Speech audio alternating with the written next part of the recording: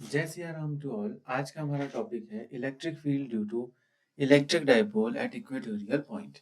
तो सबसे पहले हमको क्या पता होना चाहिए कि इलेक्ट्रिक डाइपोल क्या होता है। तो इलेक्ट्रिक डाइपोल क्या होता है, एक ऐसा कॉन्फ़िगरेशन है जिसमें आपका जो नेगेटिव चार्ज और पॉजिटिव चार्ज एक दूसरे से बहुत ही स्मॉल डिस्टेंस में रखे होते हैं।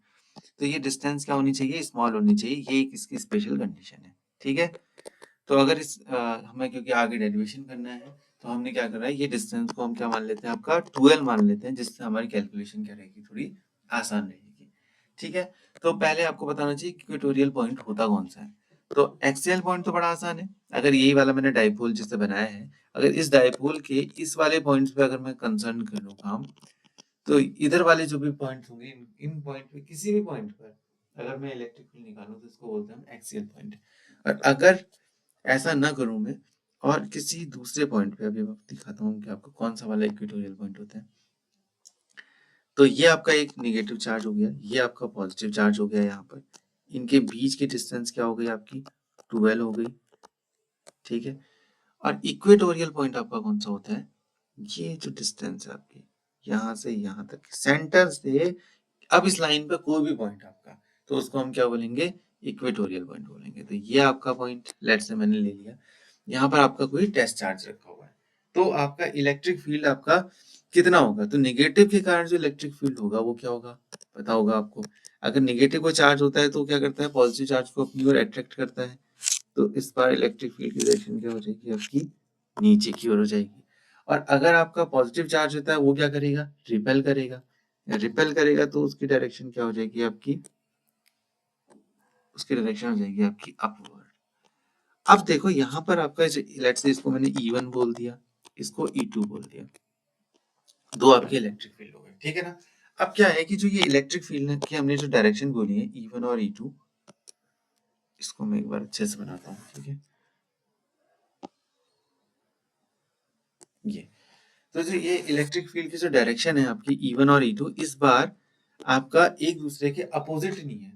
जिससे इससे प्रीवियस वाले वीडियो में हमने जब एक्सियल पॉइंट बताया था, तब हमने बताया था कि अगर आपके पास दो चार्ज है, मतलब कि दो वेक्टर क्वांटिटी, लेट से एक ए है और एक बी है, एक दूसरे से अगर सेम डायरेक्शन में होती है, तो आपका सिंपल ऐड कर देते हैं। अगर अपोजिट डायरेक्शन में होती है तो उनको क्या करते हैं, माइनस कर देते हैं। ऐसा हम क्यों करते हैं, आपको एक जनरल फॉर्मूला पता होगा। अगर हमें रिजल्टेंट निकालना होता है कभी भी, रिजल्टेंट वैल्यू दो वेक्टर की, तो उसका एक फॉर्मूला है। फॉर्मूला क्या है कि R equal to root of A square plus B square plus 2ab cos theta.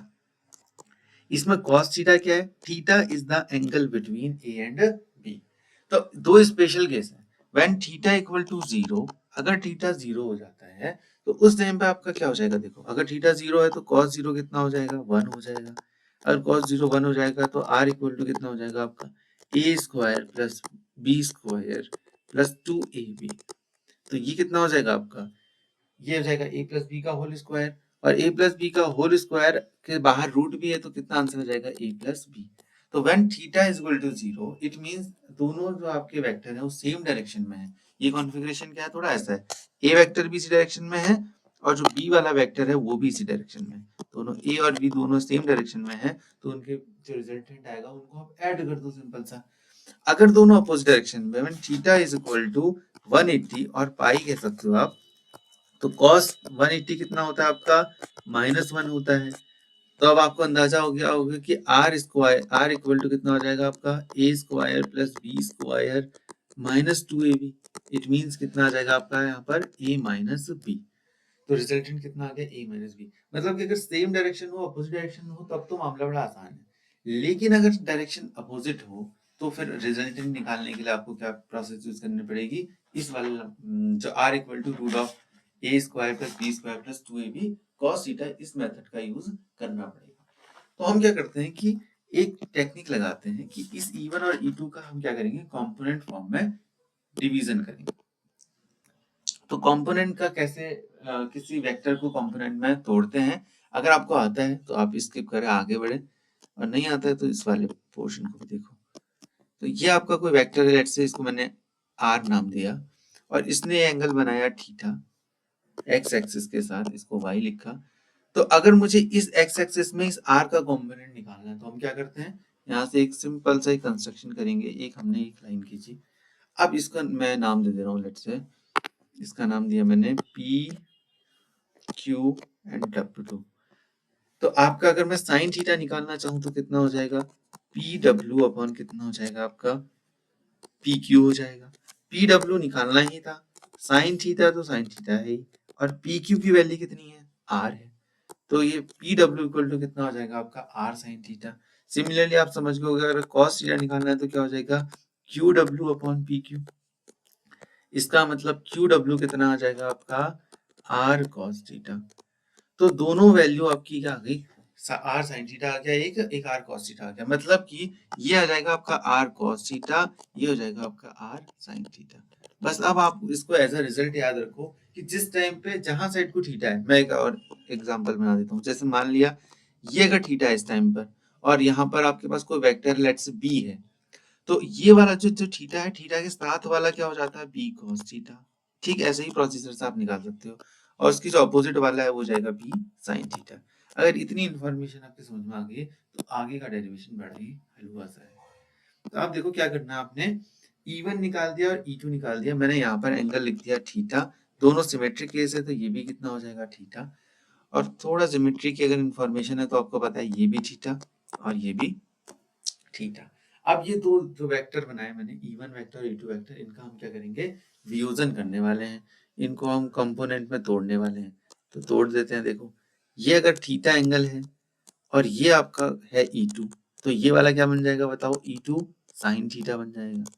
और ये वाला कंपोनेंट क्या बन जाएगा आपका E2 कॉस थीटा बन जाएगा। सिमिलरली नीचे भी है एक ना, ये वाला इधर साइड को मैं बनाता हूँ इसका, ये है आपका E1 और थीटा कहाँ पर है, ये है। तो ये वाला बन जाएगा E1 cos थीटा और ये बन जाएगा आपका E1 sin थीटा। तो आपको अंदाजा आ गया होगा कि एक E1 sin थीटा, ये मतलब E2 cos थीटा ऊपर की ओर, E1 sin थीटा नीचे की ओर, और E1 cos थीटा और E2 cos थीटा दोनों किधर की ओर है, बाएं ओर है। तो अब हम इसको थोड़ा सा और इस यहाँ इस फिगर में दिखा देते हैं। ये क्या हो जाएगा E2 sin थीटा, ये हो जाएगा E1 cos थीटा, ये ये E1 sin थीटा, ये हो जाएगा आपका E1 cos थीटा और E1 cos थीटा। इन दोनों को मैं लिख दे रहा हूँ E1 cos theta and E2 cos theta. ये हो जाएगा आपका E2 sin थीटा और हो जाएगा आपका E1 sin थीटा। तो E1 और E1 sin थीटा और E2 sin थीटा एक दूसरे के अपोजिट है, तो डायरेक्ट सॉल्यूशन हो सकता है। तो हम देखते हैं कि इनका क्या हिसाब होगा। देखो E1 cos थीटा और E1 sin थीटा, तो क्या करना है हमें, देखो पहले E1 निकाल लेते हैं हम लोग। तो E1 क्या हो जाएगा आपका, E1 हो जाएगा आपका Q upon 4 pi epsilon not R square. R क्या होता है, डिस्टेंस होती है। तो यहाँ देखो, यहाँ से यहाँ तक की डिस्टेंस को हम लेट्स से क्या ले रहे हैं, R ले रहे हैं। ये डिस्टेंस क्या ले रहे हैं, R ले रहे हैं। तो ये डिस्टेंस कितनी है, L है। तो आपको पता है कि ये पाइथागोरस थ्योरम लगा सकते हैं आराम से। तो ये डिस्टेंस को मैं थोड़ी देर के लिए R1 बोल देता हूँ, इसके लिए R2 बोल देता हूँ। तो आपका क्या हो जाएगा, E1 के लिए R1 हो जाएगा, E2 के लिए क्या हो जाएगा, R2 हो जाएगा, है ना। और R1 की वैल्यू कितनी हो जाएगी, R1 इक्वल टू हो जाएगा पाइथागोरस थ्योरम से R square plus L square का रूट। ऐसे ही R2 कितना हो जाएगा आपका, R square plus L square. दोनों वैल्यू तो सेम ही आ गई ना। मतलब इलेक्ट्रिक फील्ड की जो वैल्यू है, हमने लिखा E1 equal to Q upon 4 pi epsilon naught R1 का स्क्वायर, और E2 भी कितना है आपका Q upon 4 pi epsilon not R2 का स्क्वायर। R1 और R2 दोनों सेम है, तो इसका मतलब E1 और E2 आपके दोनों क्या हो जाएंगे, सेम हो जाएंगे, बट इन मैग्नीट्यूड। डायरेक्शन दोनों की अलग है, एक की डायरेक्शन अपवर्ड है और एक की डाउनवर्ड है। तो अब हमें क्या करना है, देखो साइन थीटा वाले कंपोनेंट तो क्या हो गए, कैंसिल हो गए एक दूसरे के साथ। ये साइन थीटा वाला कंपोनेंट और ये साइन थीटा क्या हो गया, एक दूसरे के साथ कैंसिल हो गया। बचा हमारे पास क्या, केवल कॉस थीटा का कंपोनेंट। तो हम टोटल अगर इलेक्ट्रिक फील्ड हमें निकालना है, ई टोटल अगर हमें निकालना है तो क्या निकालेंगे हम, E1 cos theta plus E2 cos theta. अब देखो इसमें E1 और E2 दोनों सेम है, मैं इसको E के इक्वल लिख ले रहा हूँ। तो क्या हो जाएगा आपका 2E cos थीटा। E की वैल्यू आपको पता है कितनी, Q upon 4 pi epsilon not. R2 का स्क्वायर, R2 का स्क्वायर कितना हो जाएगा आपका, R2 हमने निकाला है रूट ऑफ R1 का स्क्वायर प्लस R2 का square, root of L square plus R square, इसका मतलब कितना हो जाएगा आपका R square plus L square. ये ऊपर करा है ना हमने, ये वाला देखो R2 की वैल्यू ही निकाली हमने, बस इसका स्क्वायर कर देना और कुछ नहीं। अब cos थीटा निकालते हैं। देखो cos थीटा निकालने के लिए क्या करना है, सिंपल, आपको ट्रायंगल दिख ही रहा है, तो cos थीटा यहाँ से कितना हो जाएगा आपका, अगर मैं थीटा ही मानूं तो L अपॉन R1, R1 की वैल्यू भी कितनी है आपका root of L square plus R square, तो आपका cos थीटा कितना हो जाएगा आपका L upon R square plus L square की पावर 1/2। तो यहाँ से आपका E टोटल की वैल्यू कितनी हो जाएगी, Q इंटू 12 कितना होता है, magnetic sorry electric dipole moment, ये आपको पता होगा, P इक्वल टू होता है आपका Q इंटू 12, तो हो जाएगा P upon 4 pi epsilon not R square plus L square की पावर 3/2। अब वैसे तो ये आपका टोटल इलेक्ट्रिक फील्ड निकल गया, बट अगर मैं इसको सिंप्लीफाई वे में लिखना चाहूँ तो क्या भी लिख सकता हूँ, देखो एक अप्रोक्सीमेशन हम लगा सकते हैं। अप्रोक्सीमेशन क्या कहता है कि अगर आपके पास इलेक्ट्रिक डायपोल है तो डायपोल के लिए जो डिस्टेंस बिटवीन टू डायपोल है वो क्या होती है, बहुत स्मॉल होती है। अगर लेट्स से L की वैल्यू माना 0.1 है तो L स्क्वायर कितना हो जाएगा 0.01, और भी छोटा हो जाएगा। तो हम क्या बनते हैं कि अप्रोक्सीमेटली कि जो L स्क्वायर है इक्वल टू 0 मान लो, या आप ऐसा कह लो कि L R square is greater than L square.